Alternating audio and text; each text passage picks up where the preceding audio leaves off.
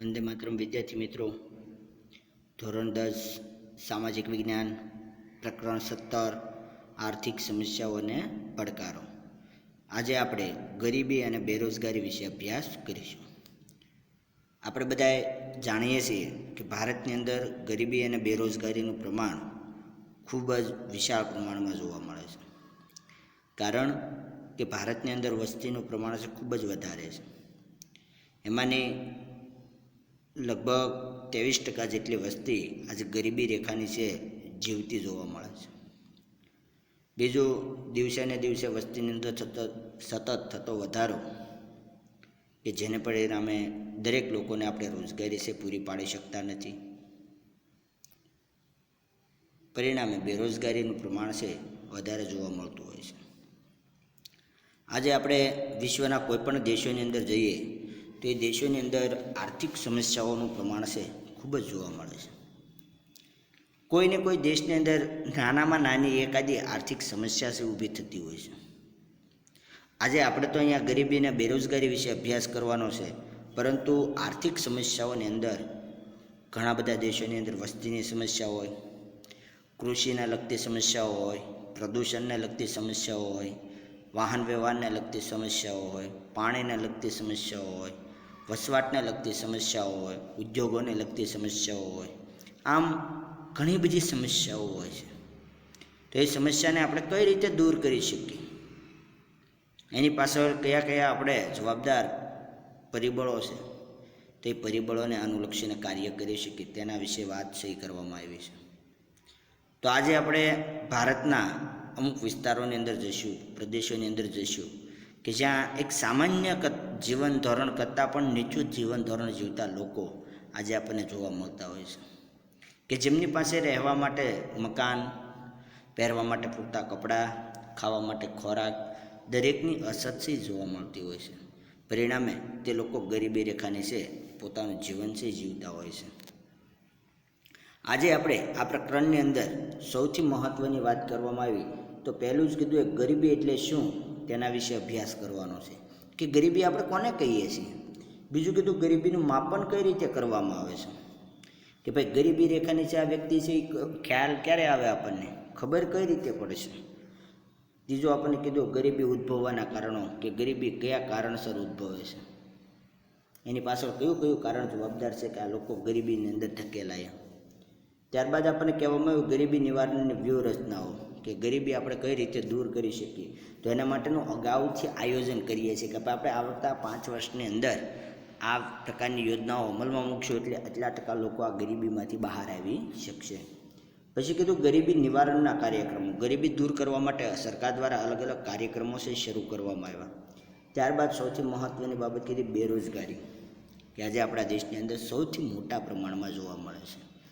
બેરોજગારી ઘટાડવાના ઉપાયો, કે ભાઈ આપણે બેરોજગારી કઈ રીતે ઘટાડી શકીએ, લોકોને રોજગારી કઈ રીતે પૂરી પાડી શકીએ, કેવા પ્રકારે પૂરી પાડી શકીએ.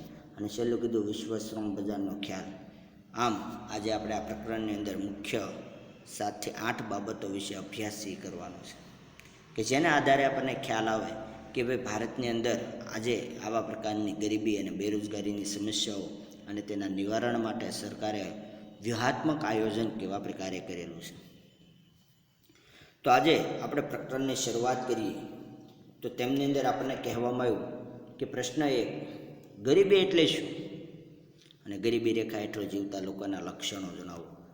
એટલે કે આપણને ખ્યાલ આવશે કે ગરીબી હેઠળ રેખા નીચે જીવતા લોકો હોય એ કેવા પ્રકારના લક્ષણો હોય, તો એને આપણે ગરીબી રેખા નીચે જીવતા લોકો કહીએ છીએ.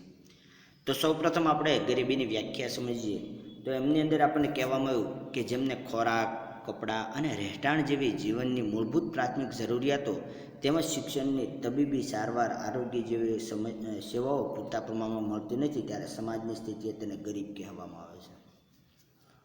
મુખ્ય 3 બાબત: ખોરાક, કપડાં અને રહેઠાણ. સમાજની અંદર વસવાટ કરતા દરેક વ્યક્તિની મૂળભૂત પ્રાથમિક જરૂરિયાત છે. અને સાથે સાથે એને કીધું શિક્ષણ અને આરોગ્યની સુવિધાઓ જેમને પૂરતા પ્રમાણમાં ન મળતી હોય તેવા લોકોને સમાજની સ્થિતિએ ગરીબ કહેવામાં આવે છે. એટલે હવે આપણને ખ્યાલ આવી ગયો કે ભાઈ આપણે રોટી, કપડાં અને મકાન આ તો આપણને પૂરતા પ્રમાણમાં મળે છે, શિક્ષણ મળે છે, આરોગ્યની સેવાઓ મળે છે, એટલે આપણે ગરીબી રેખા નીચે નથી. પણ તમે આજે રસ્તા ઉપર જશો એટલે રસ્તા ઉપર નાના નાના બાળકો ભીખ માગતા જોવા મળશે. ફૂટપાથ પર સૂતા લોકો જોવા મળશે તમને, કે જેમને રહેવા માટે મકાન નથી, ખાવા માટે વ્યવસ્થા નથી, પહેરવા માટે પૂરતા કપડાં નથી. આને ગરીબ કહેવાય છે. ત્યારબાદ એને આપણને એની અંદર કહેવામાં આવ્યું કે ગરીબીના લક્ષણો જણાવો. ગરીબી છે તો કેવા પ્રકારની છે, તેની પાછળ કયા કયા લક્ષણો જવાબદાર છે? તો એમની અંદર આપણને કહેવામાં આવ્યું કે જે લોકોને 2 ટકનું પૂરતું ભોજન મળતું નથી.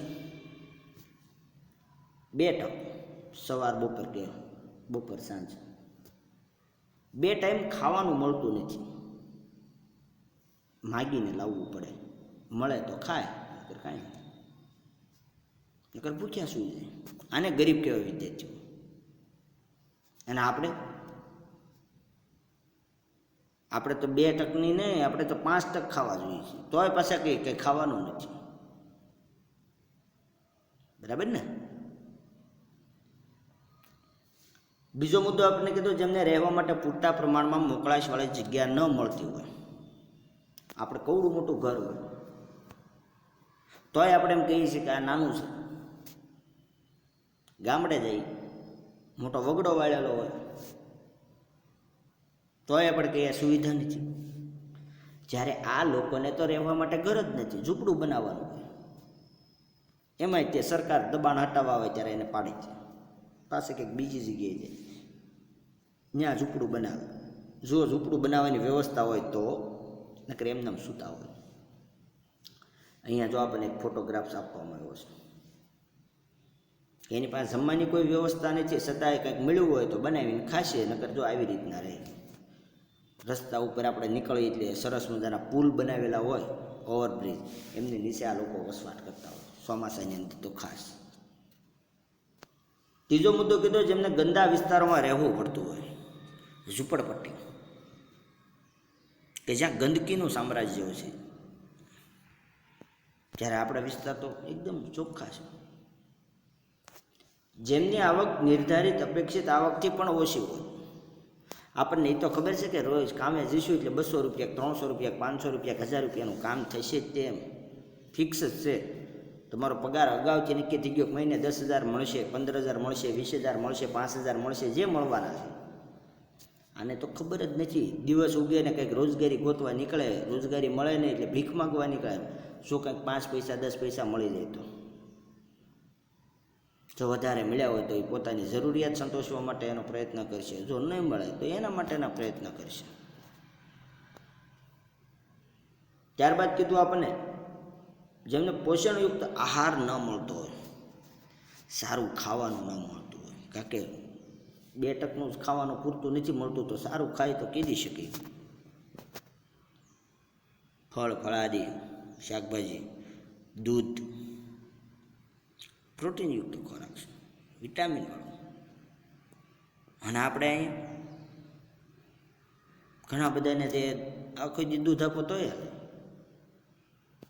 જેમને શારીરિક અશક્ત હોય, કામ કરવા માટે સક્ષમ નથી, એ લોકો 2 ટકનું ખાઈ શકતા ન હોય તો કામ છે કઈ રીતે કરી શકે?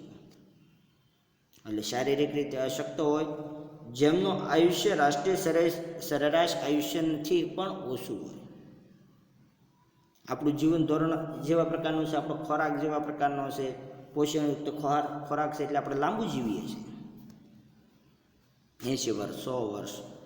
અને આ લોકોનું આયુષ્ય ટૂંકું હોય, 40 વર્ષ, 50 વર્ષ પૂરું થઈ જાય બિચારા, કારણ કે ખાધું જ ન હોય. બિચાર જો નિરક્ષર હોય છે, શિક્ષિત નથી, યાદ રાખજો, ખાસ યાદ રાખજો. કેવા છે? નિરક્ષર,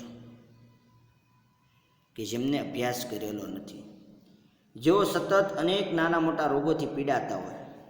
આપણને ખાલી શરદી થાય ને તાવ આવે ને ત્યાં આપણે દવા લઈ આવીએ છીએ. ઓલા લોકો તાવ આવે, શરદી થાય અથવા તો અન્ય કોઈ બીમારીથી પીડાતા હોય, પણ એમની પાસે પૈસા ન હોવાને લીધે તે દવાખાનામાંથી દવા લઈ શકતા નથી. ત્યારબાદ આપણે કીધું, જે બાળકો ભણવાની ઉંમરે મજૂરી કરવી પડતી હોય, તમે ઘણી બધી જગ્યાએ જોયા છે કે નાના નાના બાળકો અલગ અલગ પ્રવૃત્તિ કરતા હોય, કોઈ ભીખ માગતા હોય અથવા તો 2 રૂપિયાની વસ્તુ વેચતા હશે. કે જેમાંથી કંઈક આવક પ્રાપ્ત કરી શકાય અને પોતાની જરૂરિયાતો સંતોષી શકાય તેવા પ્રયત્ન કરવા માટે મજબૂર બન્યા હોય તેવા લોકો. અને છેલ્લે કીધું જેમના બાળકોનું મૃત્યુ પ્રમાણ ઊંચું હોય છે, એમાં બાળ મૃત્યુ દરનું પ્રમાણ પણ ઊંચું હોય, કારણ કે પોતાની જરૂરિયાત માટે આરોગ્યની સુવિધાઓ નથી, આવક નથી. અને છેલ્લો મુદ્દો કીધો ઉપરયુક્ત લક્ષણો ધરાવતા લોકોને ગરીબી રેખા નીચે જીવતા લોકો તરીકે ઓળખવામાં આવે છે, કે જેમને 2 ટકનું પૂરતું ભોજન મળતું નથી, રહેવા માટે મકાન નથી, ગંદા વિસ્તારની અંદર વસવાટ કરવું પડતું હોય, બીજું આવકનું પ્રમાણ ઓછું હોય, સારો ખોરાક પ્રાપ્ત થતો ન હોય, શારીરિક રીતે કામ કરવા માટે સક્ષમ ન હોય અને નિરક્ષર હોય અને નાના મોટા રોગથી પીડાતા હોય, બાળ મજૂરી કરવી પડતી હોય, તેવા લોકોને ગરીબી રેખા નીચે જીવતા લોકો તરીકે ઓળખવામાં આવે છે. આપણું જીવન ધોરણ તો ઘણું બધું સારું છે. જ્યારે આપણે આવા વિસ્તારોની અંદર જઈએ છીએ ત્યારે આપણને ખ્યાલ આવે છે કે આ લોકો કઈ રીતે જીવતા છે. આજે અહીંયા બેઠેલા બાળકોમાંથી કોઈને કહેવામાં આવે કે આજે તમારે આ જગ્યાએ જવાનું છે, એટલે આપણે જઈએ તો છીએ, પણ જેવા ત્યાં પહોંચીએ છીએ ને આપણે આમ ત્યાંની પરિસ્થિતિ જોઈએ છીએ એટલે આપણે તરત પાછા વળી જઈએ છીએ કે આવા ગંદા વસવાટમાં કેમ જવું, કે જ્યાં ગંદકીનું સામ્રાજ્ય હોય છે, બધી બાજુથી દુર્ગંધ આવતી હોય છે, એટલે આપણે તેની અંદર જઈ શકતા નથી. ત્યારબાદ આપણને બીજો પ્રશ્ન કહેવામાં આવ્યો કે ગરીબી રેખા એટલે શું અને ગરીબીનું માપન શી રીતે થાય છે. અહીંયા ઉપર આપણે કીધું ને કે ગરીબી રેખા નીચે જીવતા લોકો તરીકે ઓળખવામાં આવે, તો ગરીબી રેખા એટલે શું અને ગરીબીનું માપન કઈ રીતે થાય છે તેના વિશે થોડીક માહિતી છે આપણને અહીંયા આપવામાં આવી. તો એમની અંદર આપણને કહેવામાં આવ્યું કે ગરીબીનો ખ્યાલ સૌ પ્રથમ WHO વર્લ્ડ હેલ્થ ઓર્ગેનાઇઝેશન નામની સંસ્થા છે કે જેમના નિયામક બોર્ડ ઓરેએ રજૂ કર્યો હતો. ગરીબી રેખા કોને કહેવાય? WHO વર્લ્ડ હેલ્થ ઓર્ગેનાઇઝેશન નામની સંસ્થા કે જેમના નિયામક બોર્ડ ઓરે નામની વ્યક્તિ છે, એ ગરીબી રેખાનો ખ્યાલ છે રજૂ કરે છે. એ કહે છે કે અનાજ, વસ્ત્ર, રહેઠાણ, શિક્ષણ, આરોગ્ય, પીવાનું ચોખ્ખું પાણી, વીજળી, સેનિટેશનની સુવિધાઓ, વાહન પરિવહન વગેરે પાછળ થતા ખર્ચ તેમજ આવક મુજબ તથા કેલરીને આધારે જીવન ધોરણ નક્કી કરેલો હોય અને તે સપાટીને ગરીબી રેખા કહેવામાં આવે છે. જો અહીં એક બહુ જ સારો મુદ્દો આપવામાં આવ્યો વિદ્યાર્થી મિત્રો, કે જે લોકોને આ પ્રાપ્ત થતું નથી તેવા લોકોનો સમાવેશ ગરીબી રેખા નીચે થાય, કે જેમને પૂરતું અનાજ, વસ્ત્રો એટલે કે પહેરવા માટે કપડાં, રહેવા માટે મકાન એટલે કે રહેઠાણ, શિક્ષણની સુવિધાઓ, આરોગ્યની સુવિધાઓ, પીવા માટે ચોખ્ખું પાણી ન મળતું હોય, વીજળીની સુવિધા ન હોય, સેનિટેશનની સુવિધાઓ ન હોય, વાહન વ્યવહારની સુવિધાઓ ન હોય અને તેમને થતા ખર્ચ તેમજ આવક મુજબ કેલરીને આધારે જીવન ધોરણ નક્કી ન થતું હોય, એટલે કે આવક પણ નથી અને પોષણયુક્ત ખોરાક પણ પ્રાપ્ત કરી શકતા નથી, તેવા લોકોને ગરીબી રેખા નીચે જીવતા લોકો તરીકે ઓળખવામાં આવે છે. જ્યારે આપણે તો બધું જ મળે છે, સારામાં સારું મળે છે. એની અંદર પણ એક બાબત કહેવામાં આવી કે ગરીબીનું માપન 2 રીતે થાય. કોઈ એક કુટુંબ દ્વારા વિભિન્ન વસ્તુઓ કે સેવાઓ પાછળ કરવામાં આવતો ખર્ચ, અને બીજું કીધું કુટુંબ દ્વારા મેળવેલ કુલ આવકના આધારે, એટલે કુટુંબ એટલે કે વધુમાં વધુ 5 સભ્યોની સંખ્યા નિર્ધારિત હોય. કોઈ એક કુટુંબ દ્વારા વિભિન્ન વસ્તુ કે સેવાઓ પાછળ કરવામાં આવેલ ખર્ચના આધારે આપણે કહી શકીએ કે આ ગરીબી રેખા નીચે છે કે નહીં. અને કીધું કુટુંબ દ્વારા મેળવેલી આવકના આધારે, કે કુટુંબના 5 સભ્યો છે, તે 5 સભ્યો દ્વારા મહિનાની અંદર કેટલી આવક પ્રાપ્ત કરવામાં આવી અને કેટલો ખર્ચ કરવામાં આવ્યો. જ્યારે અહીંયા એક બાબત કહેવામાં આવી કે કુટુંબના 5 સભ્યો છે, એમાંથી એક જ વ્યક્તિ કામ કરવા માટે જાય છે અને 4 વ્યક્તિ ઘરે બેઠા બેઠા ખાય છે. એ લોકોનું જીવન ધોરણ કેવું છે? ઉદાહરણ તરીકે તમને કહેવામાં આવે કે તમારી પાસે 10,000 રૂપિયા છે અને કુટુંબની અંદર 5 વ્યક્તિ છે, તો મહિને એક વ્યક્તિ પાછળ 2,000નો ખર્ચ થશે. અને કુટુંબની અંદર 5 વ્યક્તિ છે અને 5 વ્યક્તિ 10,000 લાવે છે, તો મહિને એક વ્યક્તિ પાછળ 10,000નો ખર્ચ થશે. બંનેના જીવન ધોરણની અંદર ખૂબ મોટો તફાવત છે આપણને જોવા મળતો હોય છે. સાથે જ કીધું અનાજ, કઠોળ, દૂધ, શાકભાજી, કપડાં, રહેઠાણ જેવી તદ્દન પ્રાથમિક જીવન જરૂરિયાતનો લઘુત્તમ બજાર ભાવે પણ પ્રાપ્ત કરી શકવાની ન્યૂનતમ આવક ન ધરાવતા હોય તેને નિરપેક્ષ ગરીબ તરીકે ઓળખવામાં આવે છે. આ એક સામાન્ય બાબત કીધી કે અનાજ, કઠોળ, દૂધ, શાકભાજી અને કપડાં અને રહેઠાણની સુવિધાઓ જે સામાન્ય રીતે મેળવી શકતા નથી તેને નિરપેક્ષ ગરીબીની અંદર એનો સમાવેશ કરવામાં આવે. જ્યારે સાપેક્ષ ગરીબી કોને કહેવામાં આવે તો એની અંદર પણ કીધું કે ઊંચી આવકવાળી જૂથની વ્યક્તિ સાથે સરખામણી કરતાં નીચી આવકવાળા જૂથની આવક ઓછી હોવાથી તેને સાપેક્ષ ગરીબી કહેવામાં આવશે. સરખામણી કરવામાં આવે છે. અહીં એક ઉદાહરણ પણ તમને આપવામાં આવ્યું છે કે સાપેક્ષ ગરીબી કોને કહી શકાય તો કે સમાજની અંદર 4 વર્ગ પાડવામાં આવ્યા A, B, C, D. હવે એ વર્ગ છે સૌથી અમીર ધનિક વર્ગ છે, બી વર્ગ છે એનાથી થોડોક નીચેનો વર્ગ છે, સી વર્ગ છે મધ્યમ વર્ગ છે અને ડી વર્ગ છે હા પછાત વર્ગ છે. તો એ વર્ગની તુલનાએ બી, સી અને ડી ગરીબ થયા કારણ કે એની આવક સૌથી વધારે છે એટલે અમીર છે એ અમીર આવશે, જ્યારે ઓલા બધા એનાથી ઓછી આવક પ્રાપ્ત કરે એટલે ગરીબ થઈ. બીની તુલનાએ સી અને ડી ગરીબ છે પણ એ અમીર છે. સીની તુલનાએ એ અને બી અમીર છે, ડી ગરીબ છે. અને ડીની તુલનાએ ઉપરના બધા જ અમીર છે, આપણે એક જ ગરીબ છે. આ સાપેક્ષ ગરીબી એકબીજાની સાથે સરખામણી કરવામાં આવે છે. સમાજની અંદર આપણે જે શેરીની અંદર વસવાટ કરતા હોય બાજુવાળાની આવક વધારે હોય તો આપણે એના કરતાં ઓછી આવક પ્રાપ્ત કરી એટલે આપણે એનાથી ગરીબ છીએ, પણ હકીકત ગરીબ નથી. આપણાથી પણ એક નીચેનો વર્ગ છે જે આપણી સાથે વસવાટ કરતો નથી એ આપણાથી ગરીબ છે. આમ ગરીબીનો ખ્યાલ છે બધા જ દેશોની અંદર અલગ અલગ સ્વરૂપે અલગ અલગ પ્રકારે છે આપવામાં આવતો હોય છે કે જેને આધારે ગરીબી રેખા એટલે શું અને ગરીબી રેખા નીચે જીવતા લોકોનું જીવન ધોરણ કેવા પ્રકારનું હોય તેનો આપણને અંદાજ છે આવી શકતો હોય છે. વંદે માતરમ વિદ્યાર્થી મિત્રો.